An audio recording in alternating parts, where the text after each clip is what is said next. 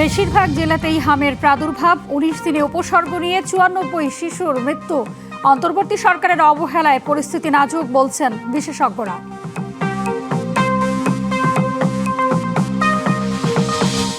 জটিল হচ্ছে জ্বালানি পরিস্থিতি। ডিপো থেকে পাম্পে আসতেই শেষ হয়ে যাচ্ছে তেল। কার্ড বিতরণ হলেও মানছে না কেউ।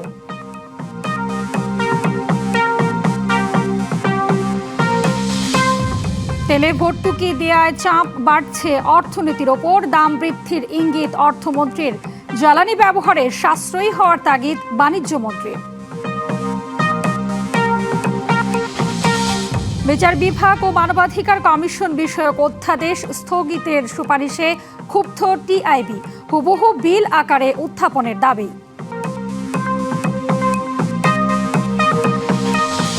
একাত্তরের পরাজয় মানতে না পেরে সংবিধান ছুঁড়ে ফেলতে চায় জামায়াত। জনরায় অস্বীকার করাই ফ্যাসিবাদের সূচনা।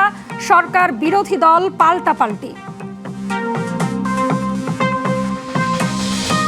এবং অনূর্ধ্ব-20 সাফ চ্যাম্পিয়নশিপের ফাইনালে ভারতের মুখোমুখি বাংলাদেশ। শিরোপা ধরে রাখার প্রত্যয় লাল সবুজ লড়াকুদের। জ্বালানি তেলের তীব্র সংকটে ভোগান্তিতে সাধারণ মানুষ ও পরিবহন চালকরা। রাজধানীর বেশিরভাগ পাম্পে মিলছে না তেল। পাম্প মালিকরা বলছেন প্রয়োজনের তুলনায় সরবরাহ একেবারেই কম। তাদের আরও অভিযোগ, লাইনে দাঁড়িয়ে অনেকেই বারবার তেল নিচ্ছেন। মধ্যপ্রাচ্যে যুদ্ধ পরিস্থিতিকে কেন্দ্র করে জ্বালানি সংকটে ভোগান্তিতে পড়েছে দেশ। রাজধানী সহ দেশের বিভিন্ন এলাকায় পেট্রোল পাম্পে মিলছে না তেল। তেল সংকটে রাজধানীর অধিকাংশ পেট্রোল পাম্প বন্ধ থাকছে। যেসব পাম্প খোলা রয়েছে সেখানেও সরবরাহ পর্যাপ্ত নয়। প্রত্যেক দিন 2.5 ঘন্টা 3 ঘন্টা 4 ঘন্টা সিরিয়াল দিয়ে আমার 500 টাকা 500 টাকা তেল দেয়, তাতে আমার পোষায় না ভাই। প্রায় 8 থেকে 9 ঘন্টা যাবত আর কি আমি এখানে অপেক্ষা করতেছি। এখনো পাম্পের মুখ দেখি নেই, কয় টাকার তেল দেয় জানি না। এভাবে যদি তাহলে সংকট হয় মনে হয় না আর বাইক কন্টিনিউ করতে পারবো। চালকরা বলছেন কিছু পাম্পে ডিজেল থাকলেও অকটেন পেট্রোল নেই। যে কয়েকটি পাম্প খোলা থাকছে সেগুলোতেও জ্বালানি তেল সরবরাহ করা হচ্ছে সীমিত পরিসরে। পাম্প মালিকরা বলছেন চাহিদার মাত্র অর্ধেক তেল পাওয়ায় পরিস্থিতি নিয়ন্ত্রণে হিমশিম খেতে হচ্ছে তাদের। অনেকে বারবার লাইনে দাঁড়িয়ে তেল নিচ্ছেন বলেও অভিযোগ।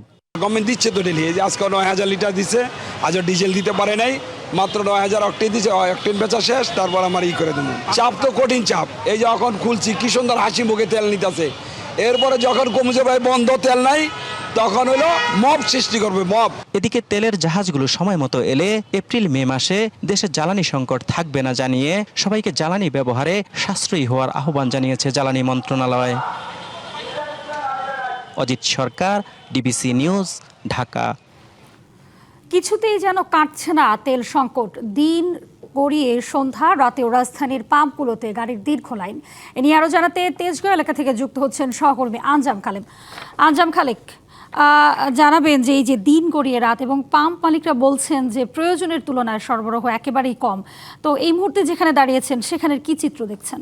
জি হাবিবা, একেবারেই সঠিক কথা বলেছেন। আমি যে স্টেশনে আছি এই স্টেশনে কিন্তু ইতিমধ্যেই তেলের যে মজুদ ছিল সেটি শেষ হয়ে গেছে। আমার পিছনে দেখতে পাচ্ছেন যে তেল অকটেন পেট্রোল কিন্তু বিক্রি বন্ধ, শুধুমাত্র সিএনজি তারা বিক্রি করতে পারছেন। এবং এখানে কিন্তু আসলে এলপিজির পাম্পও রয়েছে। এই এলপিজির যে পাম্পটি সেটিও কিন্তু বন্ধ রয়েছে, কারণ এলপিজিও আসলে শেষের দিকে তারা বলছেন।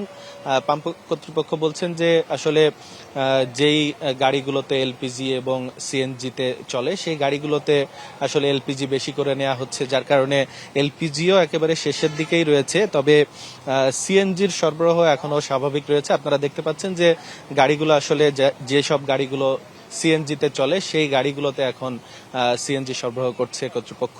এছাড়া আমরা দেখেছি যে ঢাকার কয়েকটি পাম্প, আমরা কয়েক জায়গায় ঘুরেছি, সেসব পাম্পে কিন্তু আসলে দীর্ঘ লাইন রয়েছে। যেগুলোতে আসলে তেল রয়েছে সেগুলোতে দীর্ঘ লাইন রয়েছে। তবে অধিকাংশ পাম্পই কিন্তু আসলে বন্ধ হয়ে আছে। আমরা দেখেছি যে পাম্প কর্তৃপক্ষরা জানাচ্ছেন যে তাদের যেই তেলের মজুদ ছিল সেটি কিন্তু শেষ হয়ে গেছে, যার কারণে এই পাম্পও কিন্তু বন্ধ হয়ে গেছে। আবার আগামীকাল আসলে তেলের সরবরাহ হলে, তেলের গাড়ি আসলে তারপরে পাওয়া যাবে। আমি একটু কথা বলতে চাই একজন এই পাম্পের। আপনাদের এখানে কখন তেল শেষ হয়েছে এবং কতক্ষণ তেল দিতে পেরেছেন? জি, আমাদের আজকে তেল আসছিল 11:30 বাজে, আধা ঘন্টা আনলোড হয়েছে। 12টার দিকে আমরা দেওয়া শুরু করছি এবং 7টা বাজে শেষ হয়ে গেছে। আজকে আমরা 9,000 লিটারের মতো তেল পাইছিলাম। এই তেল আবার কবে আসবে, কখন পাবেন? এই তেল কালকে আস্তে আস্তে 11টা 12টা আর কি জামের উপরে, 2 রাস্তা ক্লিয়ার থাকে তাহলে 11:30টার মধ্যে চলে আসবে, আর 2 রাস্তায় জাম থাকে তাহলে 1টা বাজতে পারে। আসলে আমরা দেওয়া শুরু করবো এবং যতক্ষণ পারবো ততক্ষণ দিব। আপনাদের এখানে তেলের চাহিদা কত লিটার এবং পাচ্ছেন কত? জি, আমরা বাইকে দিতেছি 500 করে এবং প্রাইভেটে দিতেছি 2,000 টাকা করে। আমরা প্রতিদিন পাইতেছি কোনোদিন 9,000 লিটার, কোনোদিন 13,500 লিটার, এই অনুযায়ী দেওয়া হইতেছে। ডিজেল হয়তো বা কোনোদিন দিতেছে 4,500 লিটার, কোনোদিন দিতেছে 9,000 লিটার, এই ভিত্তিতে আমরা পাইতেছি। জি হাবিবা, শুনছিলেন আপনি যে আসলে তারাও কিন্তু পাম্প কর্তৃপক্ষ বলছে যে তাদের যে চাহিদা অর্থাৎ প্রায় 13,000, কারো কোনো পাম্পে 15,000 লিটার প্রতিদিন তেলের চাহিদা, কিন্তু সেটিও কিন্তু পূরণ করতে পারছেন না ডিপো থেকে, অনেক কম পাওয়া যাচ্ছে, যার কারণেই এই দীর্ঘ লাইন এবং এই ভোগান্তি। হাবিবা। জি, ধন্যবাদ আপনাকে খালেক। ক্রমেই জটিল হচ্ছে জ্বালানি পরিস্থিতি। ডিপো থেকে তেল পাম্পে আসার পরপরই শেষ হয়ে যাচ্ছে। দীর্ঘ লাইনে দাঁড়িয়ে থাকা মানুষ হতাশা আর ক্ষোভ নিয়ে ফিরে যাচ্ছেন। দেশের বিভিন্ন জেলায় জ্বালানি তেল সংগ্রহে কার্ড বিতরণ করা হলেও তা মানছে না কেউই।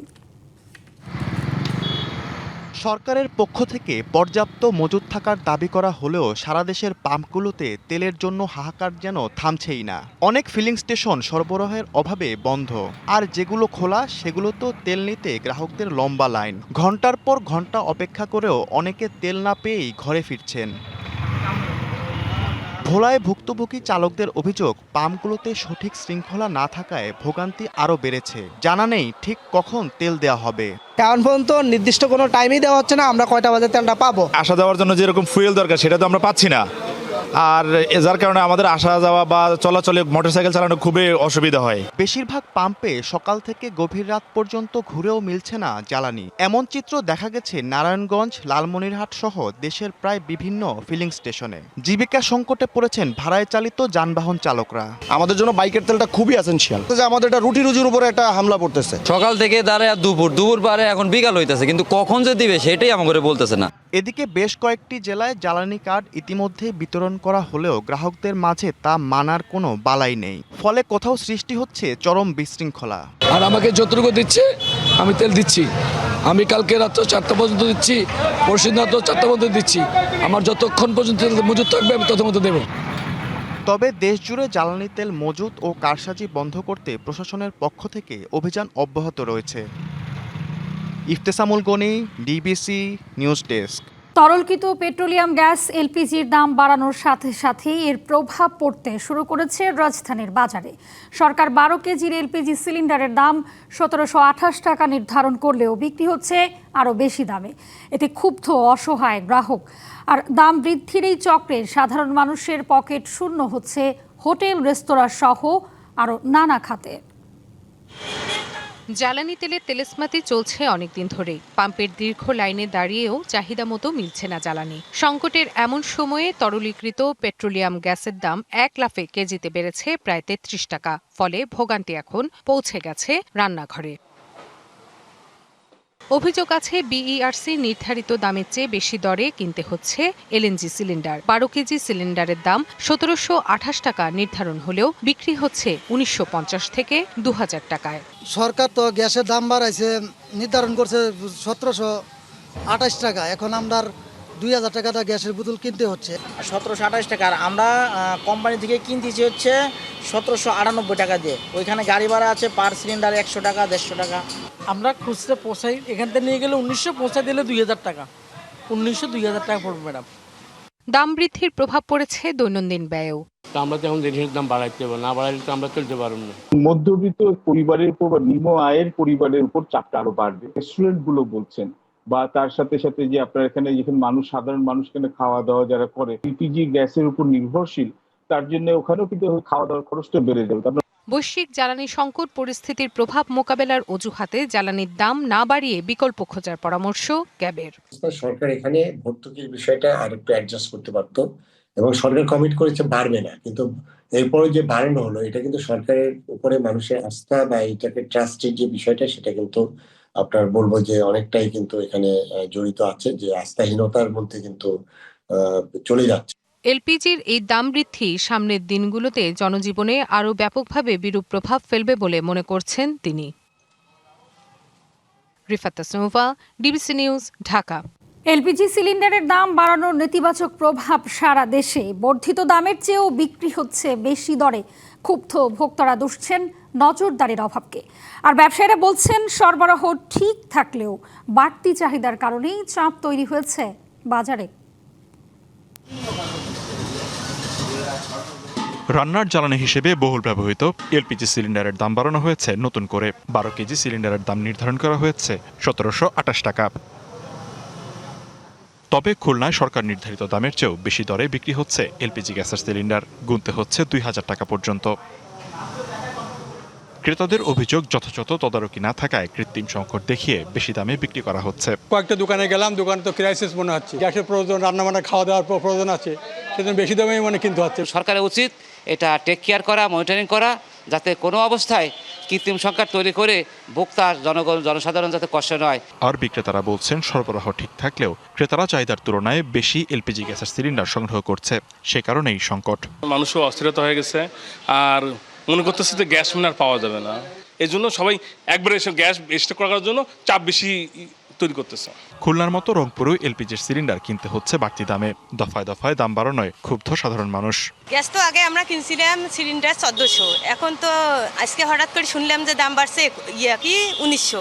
এখন আমাদের তো গ্যাস ছাড়া চলবেও না, আর এত দাম দিয়ে তো আমাদের কেনা সম্ভবও না। নতুন করে আরো মরার উপরে খাড়ার ঘাত সেটা হচ্ছে যে আমরা ব্যবসায়ী, দেখা যাচ্ছে যে ইনকাম সোর্সটা খুব একটা বাড়েনি, অথচ আমাদের সবকিছু ক্রয় ক্ষমতার বাইরে চলে যাচ্ছে। ময়মনসিংহেও একই চিত্র। মাসের শুরুতে দাম বাড়ায় অসন্তোষ ভোক্তা পর্যায়ে। বাজারে তদারকি জোরদারের দাবি তাদের। লিখনকাতি ভৌমিক, ডিবিসি নিউজ ডেস্ক। জ্বালানি তেলে ভর্তুকিতে অর্থনীতিতে চাপ বাড়ছে, তাই সরকার দাম নির্ধারণের বিষয়টি বিবেচনা করছে বলে জানিয়েছেন অর্থ পরিকল্পনা মন্ত্রী আমির খসরু মাহমুদ চৌধুরী। বিকেলে চট্টগ্রামে আনোয়ারায় চিটাগাং ইন্ডিপেন্ডেন্ট ইউনিভার্সিটির শিক্ষার্থীদের স্কলারশিপ দেওয়ার পর গণমাধ্যমে এক প্রশ্নের জবাবে তিনি এসব কথা বলেন। আরও বলেন, উচ্চ মূল্যে জ্বালানি কিনতে থাকলে দেশের তহবিল ও উন্নয়ন কর্মকাণ্ডে বড় ধরনের প্রভাব পড়বে। জানান সরকার এই সমস্যার সমাধানের চেষ্টা করছে। জ্বালানির মূল্য নিয়ে আলাপ হয়েছে, এটা আমরা সিদ্ধান্ত নিতে যাচ্ছি সহসা। সরকারি তহবিল যদি এইভাবে উচ্চ মূল্যে ক্রয়ের মাধ্যমে যে খালি হয়ে যায়, তাহলে তো আমরা জনগণের কাছে যে সমাধানের কথা বলেছি সেই সমাধানগুলো দিতে পারবো না। এবং পুঁজিবাজারের মাধ্যমে দেশের অর্থনৈতিক উন্নয়নের জন্য যে কর্মসূচি, সেটা আমরা খুব সহসা বাস্তবায়ন করব। ইরান যুদ্ধের প্রভাবে আপৎকালীন পরিস্থিতিতে কিছু সতর্কতামূলক পদক্ষেপ নিচ্ছে সরকার। এ কথা জানিয়েছেন বাণিজ্য মন্ত্রী খন্দকার আব্দুল মুক্তাদির। জ্বালানি ব্যবহারে সবাইকে সাশ্রয়ী হওয়ার তাগিদ দিয়েছেন তিনি। বিকেলে সিলেটে ব্যবসায়ীদের সাথে মতবিনিময়ের পরে কথা বলেন তিনি। আরও বলেন, জ্বালানির দাম উৎসে বাড়লে দেশেও তার প্রতিফলন হবে। জানান, বিভিন্ন দেশ মধ্যপ্রাচ্য যুদ্ধ শুরুর পরেই জ্বালানির দাম সমন্বয় করছে। দেশের মানুষের ওপর চাপ পড়তে পারে, তাই দাম বাড়াননি।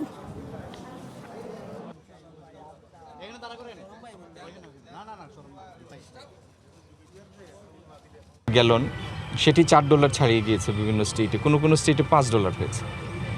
বাংলাদেশ একটা দরিদ্র রাষ্ট্র, তার আর্থিক সক্ষমতা অত্যন্ত সীমিত, সংকীর্ণ, তার রিসোর্স মোবিলাইজেশন সেটাও খুব কম।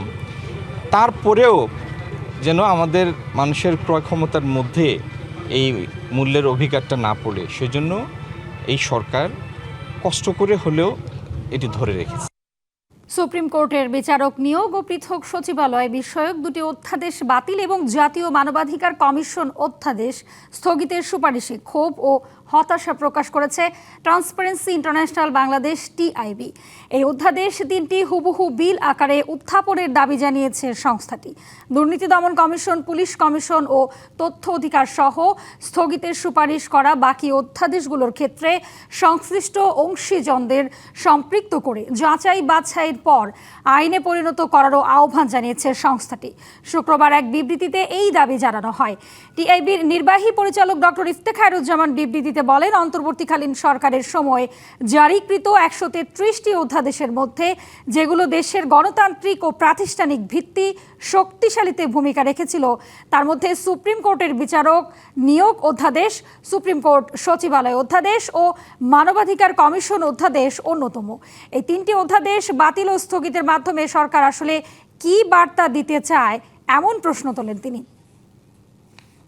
জামায়াত ৭১-এর পরাজয় মেনে নিতে পারছে না বলেই সংবিধান ছুঁড়ে ফেলে দিতে চাচ্ছে, এই মন্তব্য করেছেন সরকার দলীয় চিফ হুইপ নুরুল ইসলাম মনি। জাতীয় প্রেস ক্লাবে স্বাধীনতা দিবসের আলোচনা অনুষ্ঠানে কথা বলেন তিনি। এ সময় চিফ হুইপ বলেন, বিএনপি জুলাই সনদের বিপক্ষে নয়, বরং এই সনদ অক্ষরে অক্ষরে বাস্তবায়ন করতে চায়। আলোচনায় ঢাকা দক্ষিণ সিটির প্রশাসক আব্দুল সালাম অভিযোগ তোলেন, স্বাধীনতার ৫৫ বছর পরেও মুক্তিযুদ্ধ নিয়ে বিতর্ক সৃষ্টি করার অপচেষ্টা চলছে। বলেন, ৭১-এ একটি শক্তি পাকিস্তানের ক্ষমতা চেয়েছিল আর অন্য একটি শক্তি দেশটিকে টিকিয়ে রাখার চেষ্টা করছিল। তারাই এখন মুক্তিযুদ্ধের ইতিহাস বিকৃত করছেন।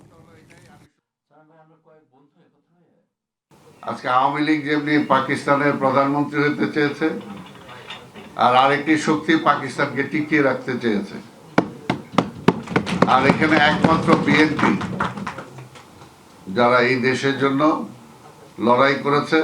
সংবিধানে কোনো অর্ডার, এটা কোনো মানে ইয়ে না, এটা যে অর্ডারটার জন্য তারা মন্তব্য করছে সেটা কোনো অধ্যাদেশ না, সেটা কোনো আইন না, সেটা সংবিধান সম্মত নয় এবং কোনো কিছুই না। তার একটা এবং এটা কোনো কিছু হবে না বলে আমরা এটার বিরোধিতা করেছি। আমরা এই জন্য আরেকটা মূল্য প্রস্তাব নিয়ে এসেছি যে কোন প্রক্রিয়া আমরা জুলাই সনদ বাস্তবায়ন করব, এই জন্য মূল্য প্রস্তাব আছে। আগামী রোববার এটা আলোচনা হবে ইনশাআল্লাহ। জনগণের রায়কে অস্বীকার করাই হচ্ছে ফ্যাসিবাদের সূচনা, এমন মন্তব্য করে জামায়াতে ইসলামীর আমির শফিকুর রহমান বলেছেন, এই সরকার দায়িত্ব পালনে ব্যর্থ হয়েছে। শুক্রবার বিকেলে দক্ষিণ কেরানীগঞ্জে দলীয় সমাবেশে তিনি এসব কথা বলেন। জামায়াত আমির এ সময় আরও বলেন, দেশে সামরিক শাসন বা চিহ্নিত স্বৈরাচার না থাকলেও জনজীবনের স্বস্তি নেই। তাই জনগণের রায় বাস্তবায়ন করে জনগণের অধিকার ফিরিয়ে দেওয়ার আগ পর্যন্ত 11 দলের লড়াই অব্যাহত থাকবে বলেও মন্তব্য করেন বিরোধী দলের নেতা।